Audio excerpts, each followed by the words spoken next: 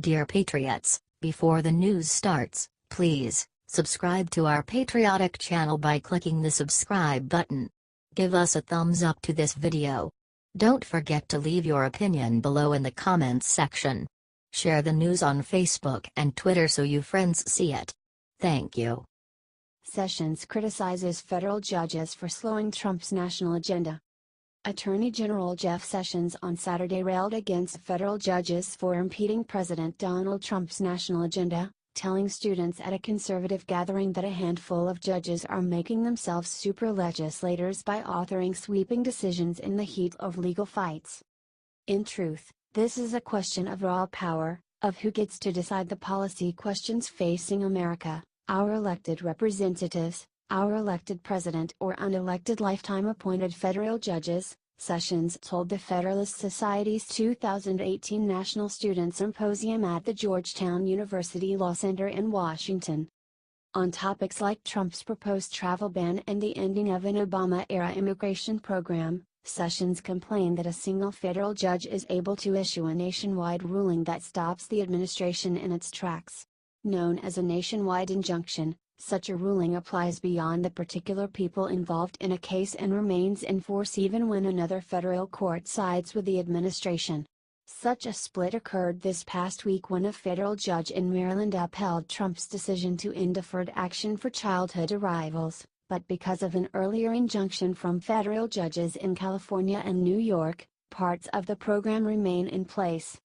Trump is not the first president to face such legal hurdles, which Sessions said is not a partisan issue since it affected former President Barack Obama, too. A former conservative stalwart in the Senate, the Attorney General acknowledged that some Republicans sought similar legal battles on friendly turf, in states like Texas, during Obama's time in office, in a process known as forum shopping. But with Trump now in the White House, it is liberals who are hoping for advantages in places like California and Hawaii. The Obama administration failed to convince the Louisiana-based Fifth Circuit Court of Appeals to strike down an injunction against DACA with a similar argument. The Supreme Court has not weighed indefinitely on the topic of nationwide injunctions, instead justices have ruled on the particulars of a specific case. But Sessions is optimistic that the highest court in the land will soon issue a brushback to would-be legal resistors. A federal appeals court can overturn or limit the scope of an injunction. We are hopeful that the Supreme Court will soon send a clear message to the lower courts that injunctions ought to be limited to the parties of the case, he said.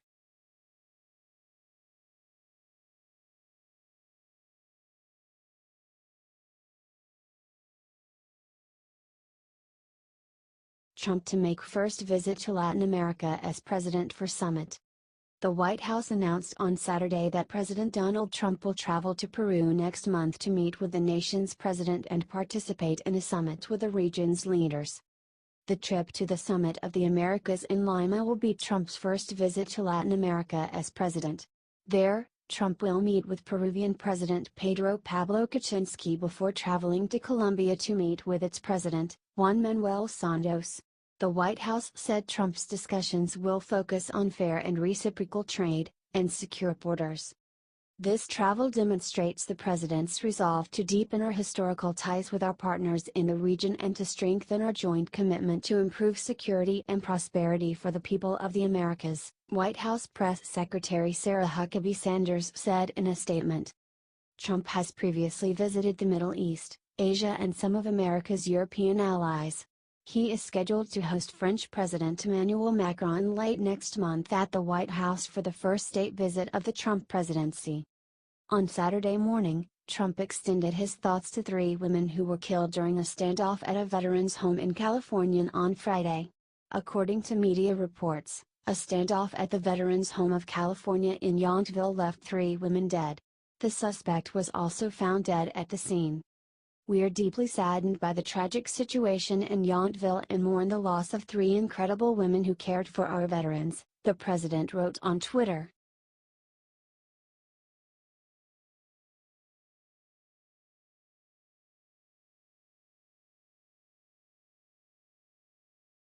Trump's military parade, minus the tanks, set for Veterans Day. President Donald Trump will get his much-anticipated military parade, but it will not include some of the biggest military hardware, according to a planning memo released late Friday by the Pentagon. The event, which will take place November 11, will include troops from different branches, highlight the growing role of women in the armed forces and have a heavy air component of modern and historic warplanes, the memo says. Also participating will be veterans groups and the ceremonial Old Guard fife and drum corps. But it will not feature tanks rolling between the White House and Capitol to minimize damage to local infrastructure, the memo says. This parade will focus on the contributions of our veterans throughout the history of the U.S. military, starting from the Revolutionary War and the War of 1812 to today, with an emphasis on the price of freedom, adds the guidance from Defense Secretary Jim Mattis' office to the Chairman of the Joint Chiefs of Staff. The Commander-in-Chief will watch from a reviewing stand by the Capitol surrounded by veterans and Medal of Honor recipients. Trump ordered the celebration last month after he was enthralled by the pomp and circumstance of Bastille Day on a visit to France. But the idea was met with criticism from members of both parties who expressed dismay that such a show of force is more reminiscent of authoritarian regimes. White House Budget Director Mick Mulvaney has also estimated the display could cost upward of $30 million.